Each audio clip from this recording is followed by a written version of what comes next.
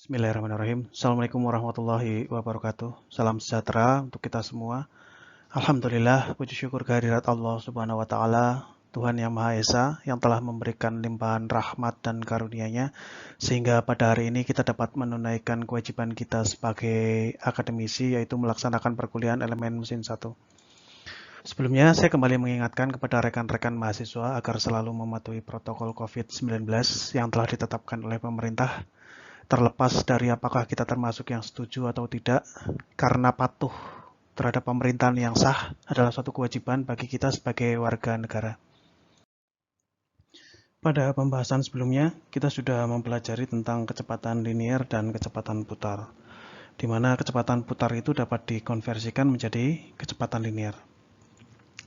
Topik pembahasan kali ini adalah tentang torsi dan daya, di mana tujuan akhir dari pembelajaran ini adalah mahasiswa dapat mengerti dan dapat menghitung torsi serta daya. Langsung saja kita masuk ke pembahasan tentang torsi. Torsi, atau yang sering disebut sebagai momen putar ataupun momen puntir, adalah gaya yang cenderung membuat sebuah benda berputar. Saya ulangi, jadi torsi itu adalah gaya yang cenderung membuat sebuah benda itu ingin berputar. Pada gambar yang tampil di layar monitor adalah sebuah contoh jika benda tersebut dikenai gaya, di mana kita sudah bahas sebelumnya bahwasanya gaya itu adalah tarikan atau dorongan. Ketika pendulum tersebut dikenai gaya yang berwarna hijau ataupun biru, maka dia cenderung ingin berputar pada porosnya. Ini berarti ada torsi yang bekerja pada pendulum tersebut. Nah, jika kita berbicara tentang torsi, itu artinya berarti di situ terdapat putaran. Atau dengan kata lain, jika ada putaran, pasti akan ada torsi. Jarak yang merupakan jari-jari antara gaya yang menyebabkan putaran dengan pusat putarnya disebut sebagai lengan torsi. Dalam gambar tersebut ditunjukkan dengan garis panah berwarna merah. Lengan torsi sering dituliskan dengan notasi atau simbol R. Torsi menjadi ukuran sebuah tenaga dari sumber penggerak, baik sumber penggerak tersebut dari jenis motor bakar maupun dari jenis motor listrik. Semakin besar torsi suatu penggerak, maka semakin kuat atau semakin besar pula tenaga dari sumber penggerak tersebut.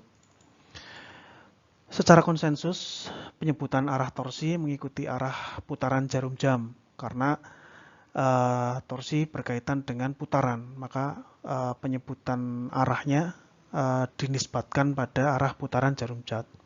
Apakah putarannya searah jarum jam atau clockwise maupun berlawanan arah jarum jam atau counter clockwise. Dalam sebuah sistem penggerak, jika ingin meningkatkan torsi, maka dapat dilakukan dengan cara mereduksi atau mengurangi atau menurunkan putarannya. Contoh nyatanya adalah pada sebuah sepeda. Pada saat kita menaiki sepeda, ketika menanjak diperlukan tenaga yang besar. Ini berarti kita memerlukan torsi yang besar pula untuk mengatasi tanjakan tersebut atau untuk melewati tanjakan tersebut. Maka caranya adalah dengan cara menurunkan putaran dari rodanya melalui kombinasi gir depan kecil dan gir belakang besar. Dengan cara ini, maka tenaga dari kaki yang sama atau dari pesepeda yang sama dapat dihasilkan torsi yang lebih besar, namun putaran pada roda lebih lambat. Namun itu tidak masalah, artinya putaran lambat, tapi kita tetap bisa menaiki tanjakan tersebut. Masih pada kasus yang sama, ketika mengendarai sepeda pada jalan yang datar, maka tenaga yang diperlukan tidak sebesar ketika menanjak. Sehingga kita dapat menggunakan kombinasi gigi depan besar dan gigi belakang kecil, sehingga putaran roda belakang atau putaran rodanya akan lebih cepat dan torsi yang dihasilkan rendah. Namun torsi rendah di sini tidak masalah karena pada saat jalan datar tidak diperlukan tenaga yang besar. Hal yang saya sebutkan tadi adalah contoh seperti yang terlihat pada gambar di sini. Ada tanda gambar 1, gambar 2, dan gambar 3, di mana keterangannya adalah gambar 1 itu adalah gear depan paling kecil dan gear belakang paling besar. Dia digunakan untuk dalam keadaan menanjak yang tinggi mungkin ya, untuk mendaki bukit dan seterusnya. Kecepatan sepeda akan sangat pelan, namun torsi yang dihasilkan sangat tinggi.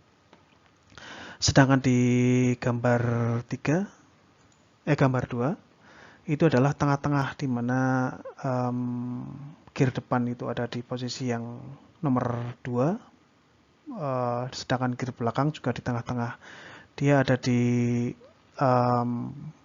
di range tengah-tengah, berarti torsi yang dihasilkan juga medium.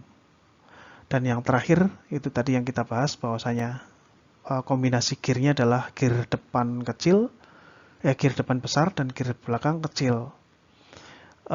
Kecepatan yang dihasilkan di roda sangat tinggi atau high speed, namun torsi yang dihasilkan sangat rendah.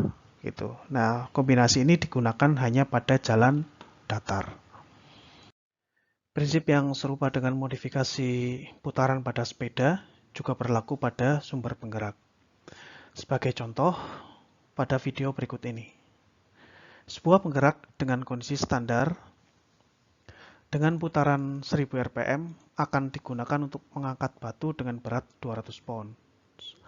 Pada kondisi tersebut, mesin tersebut dapat mengangkat beban tersebut sampai ke atas dengan mudah. Selanjutnya, mesin yang sama dengan kondisi yang sama pada putaran 1000 rpm akan digunakan untuk mengangkat batu dengan berat 400 pounds. Ternyata mesin tersebut tidak mampu mengangkat batu tersebut. Hal ini dikarenakan torsi yang dibutuhkan untuk mengangkat batu seberat 400 pounds ternyata lebih besar dibandingkan torsi yang dibutuhkan untuk mengangkat batu seberat 200 pounds. Nah, solusinya agar mesin yang sama tadi itu biar kuat adalah dengan cara mereduksi atau menurunkan putaran. Cara mereduksinya atau menurunkan putarannya adalah melalui perbandingan diameter puli. Di sini digunakan diameter puli yang lebih besar, sehingga putarannya nanti akan turun atau akan lebih lambat. Sehingga dengan perbandingan putaran yang seperti ini, yang tadinya putarannya 1000 rpm diturunkan menjadi 500 rpm. Dengan kondisi ini, dari hasil perhitungan, ternyata mesin dengan daya yang sama, yaitu dengan daya 38 HP, dia akan mempunyai torsi yang lebih besar ketika dapat mengangkat yang lebih besar ketika dia putarannya diturunkan menjadi 500. Di sini terlihat bahwasanya dia dengan putaran 500 dia dapat mengangkat beban dengan beban 400. Sedangkan dengan putaran 1000 rpm dia hanya mampu mengangkat beban dengan berat 200 pounds. Pada video kali ini kita akan mempelajari bagaimana cara menghitung berapa torsi yang dibutuhkan untuk mengangkat sebuah beban.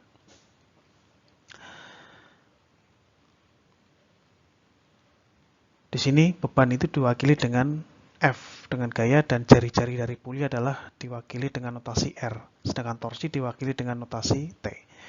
Ternyata torsi yang dibutuhkan untuk mengangkat beban seberat F itu dapat dicari dengan rumus mengalihkan F dengan jari-jari pulinya atau dengan R-nya. Sehingga untuk mengangkat beban seberat F ini diperlukan torsi sebesar F dikalikan R. Sesuai dengan contoh yang sudah ditampilkan pada video-video sebelumnya, maka besarnya torsi itu dapat dicari dengan T sama dengan F kali R, di mana F itu adalah gaya, satuannya Newton dalam SI, sedangkan R itu adalah jari-jari putaran atau jarak dari gaya ke pusat putaran. Satuannya adalah meter dalam SI, sehingga torsi itu satuannya adalah Newton meter. Jika tadi kita membahas masalah torsi, sekarang kita membahas masalah daya. Setiap sumber penggerak yang mempunyai torsi pasti dia akan mempunyai daya. Daya secara terminologi merupakan kecepatan dalam melakukan kerja. Jadi semakin cepat melakukan kerja berarti dayanya semakin besar. Daya itu sama dengan jumlah energi yang dihabiskan per satuan waktu. Sedangkan satuan daya dalam SI adalah joule per detik atau sama dengan watt. Dalam satuan yang lain, daya dapat dituliskan dalam HP atau horsepower. Kesetaraan antara HP dan kW adalah di mana satu HP itu adalah sebesar 0,746 kW atau kW atau sama dengan 746 watt.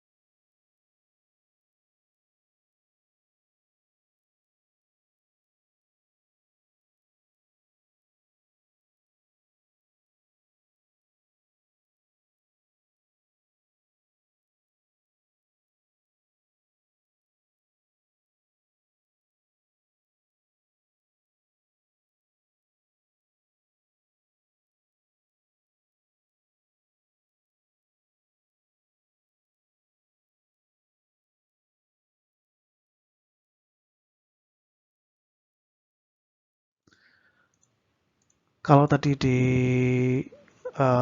benda yang berputar, daya adalah P sama dengan T dikalikan omega, maka pada benda yang bergerak lurus, daya atau P itu sama dengan F dikalikan V, di mana F itu adalah gaya yang diperlukan atau Newton dalam satuan Newton, sedangkan V-nya adalah kecepatan dalam satuan meter per detik. Nah, Anda dapat melihat juga rememori pertemuan ketiga di mana saat itu kita mencari FA, gaya yang diperlukan untuk dapat menanjak. Jadi untuk kasus seperti itu, kita dapat gunakan untuk menghitung berarti daya mesin yang diperlukan untuk menaikkan mobil dengan sudut sekian derajat pada jalanan dengan yang menanjak dengan sudut sekian derajat perlu berapa. Itu berarti dapat F-nya ini dapat diganti dengan FA dan dikalikan kecepatan yang diinginkan berapa, maka ketemu daya mesin yang diperlukan. Ini adalah latihan 1 untuk kalian kerjakan. Kasusnya adalah sebuah motor listrik diketahui memiliki daya 1 HP. Sedangkan putarannya adalah 1450 RPM. Dengan spesifikasi seperti itu, maka hitunglah yang A, kecepatan sudut atau omega dari motor listrik tersebut. Yang B, hitunglah berapa torsi yang dihasilkan dari motor listrik tersebut. Jadi ada dua hal, silakan dikerjakan dan nanti dikumpulkan ke saya. Ini adalah sebuah latihan. Pada latihan ini silakan Anda hitung berapa daya yang diperlukan dari mesin pengiris ubi kayu atau singkong. Jadi ini ubi kayu akan diiris-iris, singkong ini akan diiris-iris sehingga menjadi tipis-tipis, akan dibuat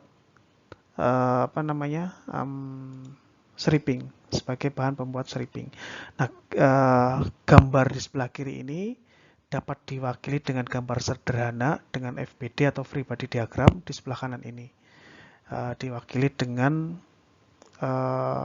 gambar FBD. F-nya sudah ada, arahnya ke bawah, dan R-nya segini dan N-nya segini. Soalnya adalah sebuah perancang singkong seperti yang terlihat pada gambar sebelumnya direncanakan akan digerakkan oleh motor listrik. Putaran mesin tersebut atau putaran pemotong tersebut direncanakan adalah 50 rpm atau 50 putaran dalam 1 menit. Dan jarak antara bagian tengah pisau atau titik gaya potong pisau dengan sumbu poros, jadi jarak antara F dan sumbu porosnya adalah sebesar 20 cm. Jika gaya yang diperlukan untuk memotong singkong atau F-nya adalah sebesar 200 Newton, maka yang pertama, hitunglah torsi yang diperlukan. Yang kedua, hitung kecepatan sudut dari mesin tersebut. Dan yang ketiga adalah hitunglah daya yang diperlukan untuk mesin tersebut. Jika Anda kerjakan satu persatu sesuai dengan urutan, maka ini dia akan nyambung. Kita butuh A untuk mengerjakan B, dan kita butuh AB untuk mengerjakan C. Latihan dikerjakan dan dikirimkan ke alamat email bayuejigirawan@gmail.com. Demikian perkuliahan untuk hari ini. Semoga apa yang telah kita pelajari menjadi ilmu yang berguna dan bermanfaat. Semangat selalu belajar, dikerjakan tugasnya, dan sampai jumpa di perkuliahan berikutnya. Assalamualaikum warahmatullahi wabarakatuh.